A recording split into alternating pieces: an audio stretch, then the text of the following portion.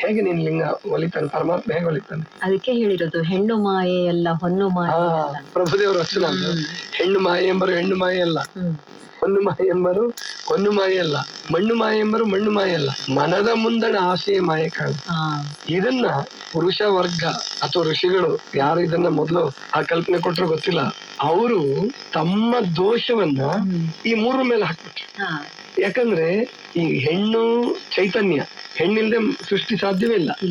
ಅಂತದ್ರಲ್ಲಿ ಮಣ್ಣು ಹೊನ್ನಿನ ಜೊತೆ ಸಮೀಕರಣ ಮಾಡ್ಬಿಟ್ರು.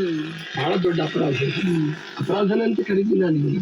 ಆದ್ರಿಂದ ಆಕೆ ಕೇಳ್ತಾರೆ ಬಸವನಮ್ಮಗಳು, ಹೊನ್ನ ಬಿಟ್ಟು ಹೆಣ್ಣ ಬಿಟ್ಟು ಮಣ್ಣ ಬಿಟ್ಟು ಹೆಂಗ ಹೋಲಿಸ್ತೀಯ ನೀನು? ಹೋಗಿ ಜಗತ್ತನ್ ಬಿಟ್ಟು, ಜಗತ್ ಮಾಯೆ ಅಂತ ಅಂದ್ಬಿಟ್ಟು ಮಿಥ್ಯೆ ಅಂದೆಲ್ಲ, ಜಗತ್ ಬಿಟ್ಟು ಎಲ್ಲ ಹೋಗ್ತೇನೆ.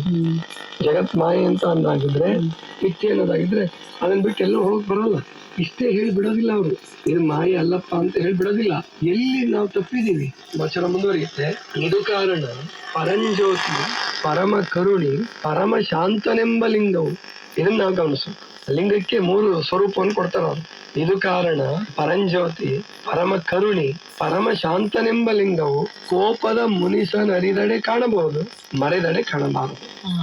ನೀನು ದೋಷ ಇರೋದು ಹೊರಗಲ್ಲ, ನನ್ನೊಳಗೆ. ಪ್ರತಿಯೊಬ್ಬರೊಳಗೆ ನಮ್ ದೋಷ ಇದೆ. ಪರಮಹಂಸ ಯೋಗಾನಂದ್ರ ಗುರುಗಳು ಯುಕ್ತೇಶ್ವರರು ಅಂತ ಇದ್ರು.